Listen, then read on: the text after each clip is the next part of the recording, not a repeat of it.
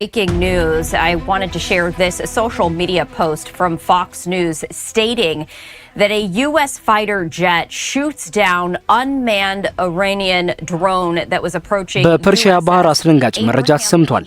የአሜሪካ F-35 የተዋጊ ጀትና በኢራን ሻር ድሮን መካከል የተከሰተው ግጭት የቀጠናውን ውጥረት አግሎታል። ሮይተርስ እንደዘገበው የኢራኑ ድሮን ዩኤስኤስ አብርሃም ሊንከን ወደ ተባለችው የአሜሪካ አውሮፕላን ተሸካሚ መርከብ ለማጥቃት በመቃረቡ በአሜሪካ ጀት ተመቶ ወድቋል ብሏል። የኢራኑ ታስኒም የዜና ወኪል እንደዘገበው ከሆነ ድሮኑ የተሰማራው ለመደበኛ የክትትል ስራ እንጂ ለአጥቂነት አልነበረም። ኢራን ድሮኑ የመገናኛ መስመሩ በመቋረጡ ምክንያት እንጂ ማንኛውንም አይነት ትንኮሳ አላደረገም በማለት የአሜሪካን መግለጫ ውድቅ አድርጋለች። የኢራን አብዮታዊ ዘብ በሆርሙዞች መጥ ውስጥ የአሜሪካ ሰንደቅ ዓላማ የሰቀለች የነዳጅ መርከብን ለማገትና ለመያዝ ሙከራ ማድረጋቸውን ተከትሎ ነው ውጥረቱ ይበልጥ መባባሱም ተሰምቷል። በሌላው መረጃ ደግሞ የአሜሪካ እጅ ያለበት የተባለበት አደጋ በቴህራን ተከስቷል። በቴህራን ከተማ ግዙፍ የገበያ ማዕከል ላይ በደረሰው ግዙፍ የእሳት አደጋ ጀርባ የውጭ ኃይሎች እጅ ሊኖርበት ይችላል መረጃ በተለይም በአሁኑ ወቅት በአሜሪካና በኢራን መካከል ካሉ ከፍተኛ ውጥረት አኳያ ሰፊ ትኩረትን እየሳበ ይገኛል። እንደዚህ የኢየሩሳሌም ፖስት ዘገባዎች ከሆነ በሀገሪቱ ውስጥ ህዝባዊ ተቃውሞዎች በበረቱበት በዚህ ወቅት የቃጠሎ መከሰት ብዙዎችን ጥያቄ ውስጥ ከቷል። በኢራን ውስጥ በተከታታይ እየተከሰቱ ባሉ መሰል አደጋዎች ላይ ጥብቅ ክትትልና ጥርጣሬ እየጨመረ በመጣበት ወቅት አደጋው መከሰቱ አይኖች ወደ አሜሪካና ሞሳድ ዞረዋል። ለ38 ተከታታይ ቀናት የዘለቀው ህዝባዊ ተቃውሞ ሁሉንም የሀገሪቱን 31 ግዛቶች ያደረሰ ሲሆን በቀጣይ ቀናቶች በቴህራን ታላቁ ገበያ ላይ መጠነ ሰፊ ስራ መቆም አድማ እንዲደረግ መጠራቱም ተሰምቷል። መረጃዎቹን በዝርዝር ይዘናቸዋል። አብራችሁን ቆዩ። በምዕራብ ቴህራን በሚገኘው የጃናት አባድ ገበያ ላይ የተነሳው መጠነ ሰፊ እሳት ቃጠሎ በኢራን ባለስልጣናትና በዓለም አቀፍ ታዛቢዎች ዘንድ አፋጣኝ ትኩረትን ስቧል። ቃጠሎ መነሻውን 2000 ኪሎ ሜትር በሚሸፍን የመጋዘን ግቢ ውስጥ ያደረገ ሲሆን በአጭር ጊዜ ውስጥ ተያይዘው ወደሚገኙት በርካታ የገበያ ስፍራዎችና ሱቆች በመዛመት በግምት የ200 ነጋዴዎችን መተዳደሪያ ክፉኛ ጎድቷል። በወቅቱ ከቃጠሎ የሚወጣው ጥቅጥቅ ያለ ጥቁር ጭስ በኢራን ዋና ከተማ ሰማይ ላይ ተንሰራፍቶ የታየ ሲሆን ከሩቅ አውራጃዎች ጭምር ይታይ እንደነበረና በአካባቢው በሚገኙ መንገዶች ላይም የትራፊክ እንቅስቃሴን እንዳስተጓጎለ ተገልጿል። የአደጋ ጊዜ ሰራተኞች ከ5 የተለያዩ የእሳት አደጋ ጣቢያዎች በፍጥነት ወደ ስፍራው የተሰማሩ ሲሆን እስከ እኩለ ቀን ድረስ እሳቱን መቆጣጠርና ጭሱን የማስወገድ እንዲሁም የህንጻዎቹን መዋቅራዊ ጥንካሬ የመገምገም ስራ ላይ ተሰማርተዋል። እንደ ቴህራን የአደጋ ጊዜ አገልግሎት አዛዥ መሐመድ በህኒያና የእሳት አደጋ መከላከያ ቃል አቀባይ ጃላል ማሌኪ ገለጻ በአደጋው ሳቢያ የደረሰ የሞትም ሆነ የከፋ የአካል ጉዳት የለም። እንደ ኢራንና የመንግስት ቴሌቪዥን ያሉ የኢራን ይፋዊ መገናኛ ብዙሃን ክስተቱን እጅግ ሰፊ ቢሆንም ቁጥጥር ስር የዋለ በማለት እየገለጹ ሲሆን ለአደጋው መነሻ ሊሆን የሚችለውም በገበያው የመሰረተ ልማት ዝግጅት ላይ የታየ ጥንቃቄ ጉድለት እንደሆነ በቅድመ ግምታቸው ጠቁመዋል። አልጀዚራ እንደዘገበው ቃጠሎ በአካባቢው አቆጣጠር ከጧቱ 3:55 ላይ የተነሳ ሲሆን የተሰጠው ፈጣን ምላሽም እሳቱ ወደ አቅራቢያው ወደሚገኙ የመኖሪያ መንደሮች እንዳይዛመት አግዷል። በማህበራዊ ሚዲያዎች ላይ የተሰራጩ የዓይን እማኝ ቪዲዮዎች የአደጋ ጊዜ ሰራተኞች እሳቱን ለመከላከል በሚረባረቡበት ወቅት ከፍተኛ ቁጥር ያለው ህዝብ በአካባቢው ተሰብስቦ እንደነበር ያሳያሉ። ይሁን እንጂ ስጋቶችን ለመቀነስ ሲባል ገበያው ሙሉ በሙሉ እንዲለቀቅ ተደርጓል።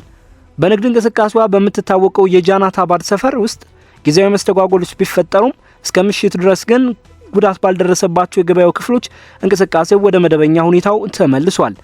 የክስተት ይፋ የሆነው በኢራን ውስጥ በተከታታይ እየተከሰቱ ባሉ መሰል አደጋዎች ላይ ጥብቅ ክትትልና ጥርጣሬ እየጨመረ በመጣበት ወቅት ነው። የተለያዩ የዜና አውታሮች በመላ ሀገሪቱ በተለይም እንደ ቴህራን፣ ካራጅና ባንዳር አባስ ባሉ የንግድና ኢንዱስትሪ ማዕከላት ውስጥ በርካታ ፍንዳታዎችና ቃጠሎች መመዝገባቸውን ዘግበዋል። የኢራን ባለስልጣናት ለእነዚህ አደጋዎች እንደ ምክንያትነት የሚጠቅሱት የጋዝ መፍሰስን ወይም የቴክኒክ ብልሽቶችን ነው።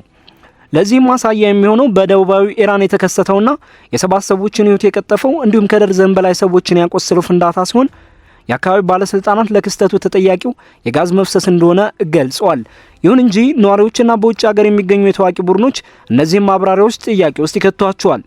አደጋዎቹ ከሀገሪቱ ወቅታዊ ፖለቲካ ውጥረትና ከጂኦፖለቲካዊ ጫናዎች ጋር ተያይዞ የሚከሰቱ ስልታዊ ጥቃቶች ሊሆኑ ይችላሉ የሚል ጥርጣሬ አላቸው።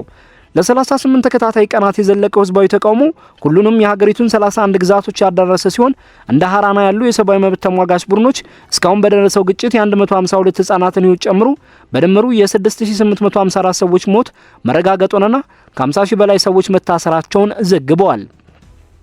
ቢቢሲ እንደዘገበው በኢኮኖሚ ውድቀትና በሀገሪቱ ገንዘብ የመግዛት አቅም መዳከም ሳቢያ የተቀሰቀሰው የተቃውሞ አሁን ላይ ወደ ሰፊ መንግስት ተቃውሞ ተቀይሯል። በተለይም ጥር 8 እና 9 ቀን ተከስቶ የነበረውን ከፍተኛ የኃይል እርምጃ 40ኛ ቀን ለማሰብ በቀጣይ ቀናቶች በቴሄራን ታላቁ ገበያ ላይ መጠነ ሰፊ ስራ መቆም አድማ እንዲደረግ ጥሪዎች ቀርበዋል። በዚህ አለመረጋጋት መካከል አንዳንድ የእሳት አደጋዎች ከተቃዋሚዎች እንቅስቃሴ ጋር የሚያያዙ ሲሆን ለምሳሌ በካራጅ መንግስት ህንጻዎች ላይ የደረሰው ቃጠሎ፣ ሌሎች ደግሞ መንግስት መረጃዎችን ለማፈን ከሚወስዳቸው የኢንተርኔት ግንኙነት መቋረጥ እርምጃዎች ጋር ተዳምረው የእውነታ ማረጋገጫ ሂደቱን አስቸጋሪ ያደርጉታል። ሮይተርስ እንደጠቆመው ባለስልጣናት ተቃውሞውን ለመጨፍለቅ ጠንከር ያለ እርምጃ እንደሚወስዱ እየገለጹ ሲሆን በ10 ዓመታት ውስጥ የታየው እጅግ አሰቃቂ ጭፍጨፋ ተብሎ እንዲሰፍር አድርጎታል። በቴህራን ከተማ በሚገኘው የጃናት ገበያ ላይ በደረሰው አስከፊ የእሳት አደጋ ጀርባ የውጭ ኃይሎች እጅ ሊኖርበት ይችላል የሚለው ግምት በተለይም በአሁኑ ወቅት በአሜሪካና በኢራን መካከል ካለው ከፍተኛ ውጥረት አኳያ ሰፊ ትኩረትን እየሳበ ይገኛል። እንደ ጀሩሳሌም ፖስት ዘገባዎች ከሆነ በሀገሪቱ ውስጥ ህዝባዊ ተቃውሞዎች በበረቱበት በዚህ ወቅት የቃጠሎ መከሰት ብዙዎችን ጥያቄ ውስጥ ከቷል። ይህም ድርጊት የኢራኑን ገዢ ስርዓት ለመቃወም ከሚደረጉ የውስጥ እንቅስቃሴዎች ጋር የተያዘ ሆን ተብሎ የተለኮሰ እሳት ይሁን ወይም ደግሞ በውጭ ኃይሎች የተቀነባበረ የጥፋት ድርጊት ስለመሆኑ የተለያዩ መላምቶች እንዲነሱ ምክንያት ሆኗል። ምንም እንኳን የኢራን የመንግስት መገናኛ ብዙሃን ለዚህ አደጋ የውጭ ኃይሎችን እስካሁን በቀጥታ ባይከሱም ቀደም ሲል የነበሩ የክስተቶች ቅደም ተከተል ግን ጥርጣሬውን ይበልጥ እንዲፋፋም አድርጎታል።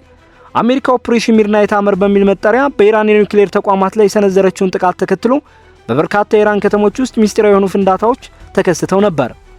በወቅቱ እነዚህ ክስተቶች በአጋጣሚ የደረሱ አደጋዎች ተብለው በኢራን ባለስልጣናት ቢገለጹም የፖለቲካ ተንታኞች ግን ድርጊቶቹ በአሜሪካ የተቀነባበሩ ድብቅ ወታደራዊ ክንውኖች እንደሆኑ ይጠረጥራሉ። የሲኤንቢሲ ዘገባ እንደሚያመለክተው አሜሪካ በኢራን ላይ ከምትጠቀምባቸው አማራጮች መካከል የሳይበር ጥቃትና የታለመ ጥፋትን የመሰንዘር ስልቶች ይገኙበታል። ለዚህም እንደማሳያ የሚጠቀሰው በ2010 የኢራንን የኒውክሌር ሴንትሪፊዩጆችን በማውደም ስራቸውን እንዲያቆሙ ያደረገው ስታክኒስ የተባለው የኮምፒውተር ቫይረስ ነው። አሜሪካ በኢራን ወታደራዊና ስልታዊ ተቋማት ላይ በምትሰነዝረው የጥፋት እርምጃ ዙሪያ የተለያዩ ሰነዶችና መረጃዎች በተለያዩ ጊዜያት ይፋ ሆነዋል። ኢራን አሜሪካ ልትሰነዝር የሚችለውን ጥቃት ለመከላከል የባህር ኃይል ግንባታዋን እያጠናከረች ቢሆንም አሜሪካ በበኩሏ የሳይበር መሳሪያዎችንና የሰው አልባ አውሮፕላኖች እንቅስቃሴዎችን በመጠቀም ጫናዋን እያበረታች ነው። ኢራን ከባለፈው ዓመት ጥቃት በኋላ እንደ ታሌጋን 2 ያሉ የኒውክሌር ጣቢያዎቿን መልሳ መገንባቷ አሜሪካ ተጨማሪ እርምጃዎችን እንድትወስድ አነሳስቷታል። ስማል ወርስ ጆርናል በበኩሉ አሜሪካ የግራጫ ቀጠና ግጭት በሚባለውና ይፋ ባልሆነ ወታደራዊ ሽኩቻ ውስጥ ኢራን ያላትን አቅም ዳግም እንዳታጠናክር ለማድረግ የጥፋት ድርጊቶችን እንደ ስልት እንደምትጠቀም ይሞግታል። የስልት ቀደም ሲል በቬንዙዌላና በግሪንላንድ የተለያዩ ክስተቶች ጋር ተመሳሳይነት እንዳለውም ተጠቁሟል። ምንም እንኳን በጃናት ገበያ ላይ ለደረሰው ቃጠሎ አሜሪካ በቀጥታ ተሳታፊ ስለመሆኗ የሚያሳይ ግልጽ ማስረጃ ባይኖርም በቀጠናው የተከማቹ የአሜሪካ ጦር ኃይል ግን እንዲህ ያሉ ጥያቄዎች በስፋት እንዲነሱ ምቹ ሁኔታ ፈጥሯል። በገበያው ላይ ከደረሱ የእሳት አደጋ ጋር በተጓዳኝ በዚያው ዕለት በአረብ ባህር ላይ በአሜሪካ F-35 የተዋጊ ጀትና በኢራን ሻር ድሮን መካከል የተከሰተው ግጭት ውጥረቱን ይበልጥ አባብሶታል። ሮይተርስ እንደዘገበው የኢራኑ ድሮን ዩኤስኤስ አብርሃም ሊንከን ወደ ተባለችው የአሜሪካ አውሮፕላን ተሸካሚ መርከብ በአጥቂነት ስሜት በመቃረቡ በአሜሪካ ጀት ተመቶ ወድቋል። የክስተት የተፈጸመው ከኢራን የባህር ዳርቻ በግምት 500 ማይል ርቀት ላይ ሲሆን የድሮኑ ትክክለኛ ዓላማ ምን እንደነበር በግልጽ አልታወቀም። የአሜሪካ ማዕከላዊ ዕዝ ድርጊቱን ራስን የመከላከል እርምጃ ሲል የገለጸው ሲሆን በአሜሪካ ወገን ምንም አይነት የሰው ሕይወት መጥፋትም ሆነ የንብረት ጉዳት አለመድረሱን አረጋግጧል። በሌላ በኩል የኢራኑ ታስኒም የዜና ወኪል እንደዘገበው ከሆነ ድሮኑ የተሰማራው ለመደበኛ የክትትል ስራ እንጂ ለአጥቂነት አልነበረም። ኢራን ድሮኑ የመገናኛ መስመሩ በመቋረጡ ምክንያት እንጂ ማንኛውንም አይነት ትንኮሳ አላደረገም በማለት የአሜሪካን መግለጫ ውድቅ አድርጋለች። እንደ ኤንቢሲ ኒውስ ዘገባ ከሆነ ይህ የድሮን ጥቃት የተከሰተው የኢራን አብዮታዊ ዘብ ፈጣን ጀልባዎች በሆርሙዝ ወሽመጥ ውስጥ የአሜሪካ ሰንደቅ ዓላማ የሰቀለች የነዳጅ መርከብን ለማገትና ለመያዝ ሙከራ ማድረጋቸውን ተከትሎ ነው። በወቅቱ የአሜሪካ ወዳሚ መርከብ ጣልቃ በመግባት መርከቧን ከገታ መታደጉ ተገልጿል። ይሄ ድሮን መመታት ክስተት በመካከለኛው ምስራቅ ያለውን ውጥረት ወደ አዲስ ምዕራፍ መሸጋገሩን አልጀዚራ ዘግቧል። ይህ ሆነው አሜሪካ የአብርሃም ሊንከን የጥቃት ቡድንንና ተጨማሪ ተዋጊ ጀቶችን ወደ ቀጠናው በማስገባት ወታደራዊ ኃይሏን እያጠናከረች ባለችበት ወቅት ነው። ዘ ዋሽንግተን ፖስት እንደገለጸው ክስተቱን ተከትሎ የነዳጅ ዋጋ በአንድ በርሜል $1 በላይ ጭማሪ አሳይቷል።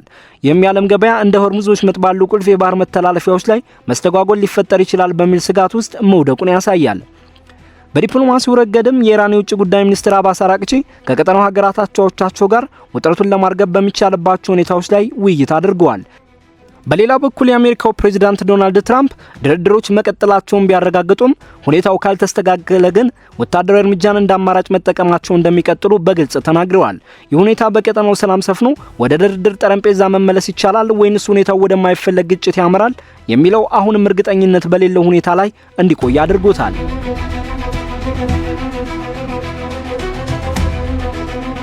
ምንም እንኳን እነዚህ አሳሳቢና ተከታታይ ወታደራዊ እንዲሁም የደህንነት ክስተቶች በቀጠናው እየተፈራረቁ ቢሆንም በአሜሪካና በኢራን መካከል ሊደረግ የታቀደው ዲፕሎማሲያዊ ንግግር አሁንም በጊዜ ሰሌዳው መሰረት እንደሚከናወን ይጠበቃል።